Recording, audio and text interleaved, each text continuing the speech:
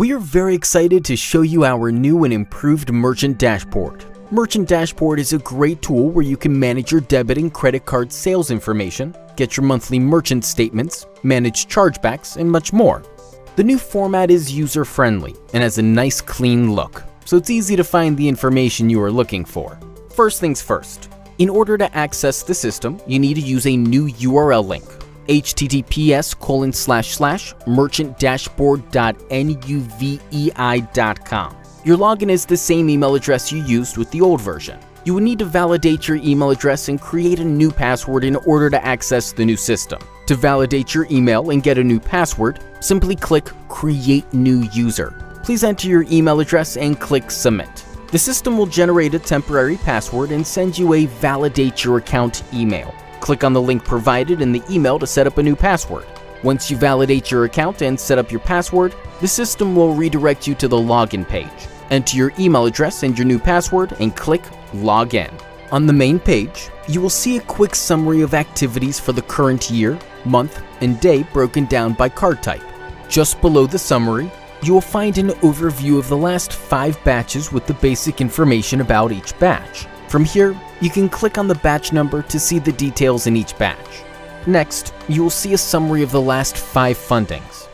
The Customize Page button in the right bottom corner allows you to rearrange the sections on your main page to your liking. For example, if you would like to see your most recent deposits at the top of the page, click Customize Page. Drag and drop the last 5 fundings section to the top of the page, and click Apply. You can also uncheck the boxes corresponding to specific sections if you don't need to see a particular section. The main menu, located on the left, includes activity, statements, support, and admin portal sections. Let's continue with the activity section.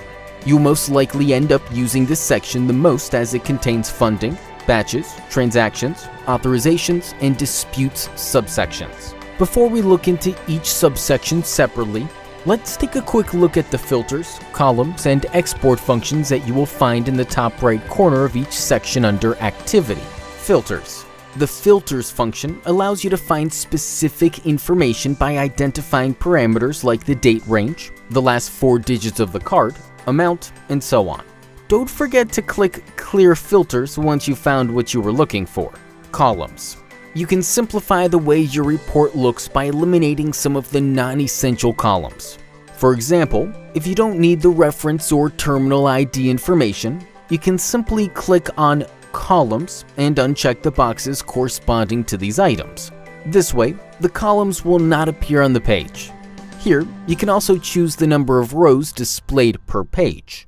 Export. You can export data in Excel format by clicking Export, selecting the date range, checking the boxes on the columns you need on your report, and clicking Export Data.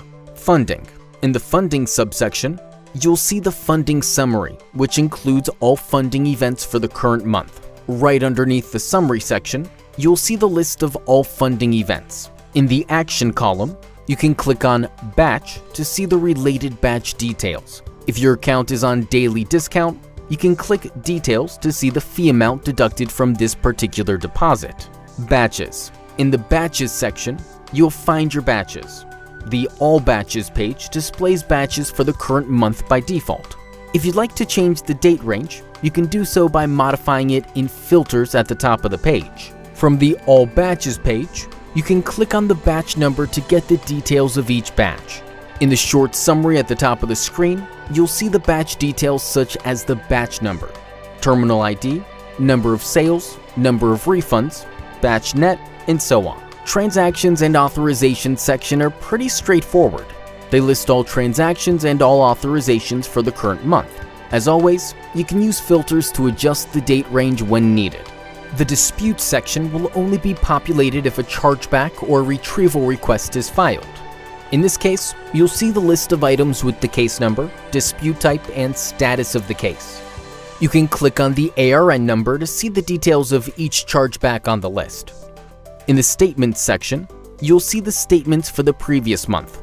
Click on View Statement to download your monthly merchant statement in the PDF format. Make sure to use filters to access the statement for any other month.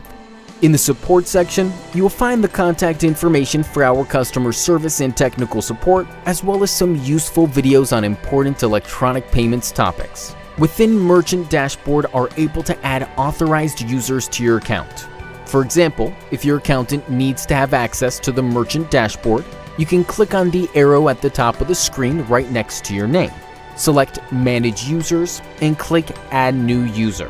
Here, please enter the basic information of the person you wish to authorize on your Merchant Dashboard account. Enter their first and last names, their email address, and set the role to User. If you have more than one merchant ID on your account, please select the needed MID and click on the arrow pointing to the right. You can either allow the authorized person to have access to everything, or you can pick and choose permissions in the Manage Permissions section. In the application settings in the same menu, you can configure your email notifications.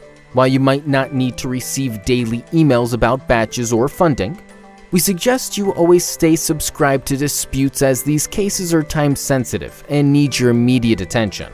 In the account settings, you can change your email address, your first and last name. If your account has multiple merchant IDs attached to it, our grouping functionality will come in handy. Click on the green plus sign in the location display options. Then click on Add Edit Groups and on Add Group. Click on the field saying New Group and type the name of the group you're creating. Select merchant IDs that you would like to be added to the new group and click the right pointing arrow button to add them to the group. Click Save. You can find all created groups under Location Display options. Thanks for watching.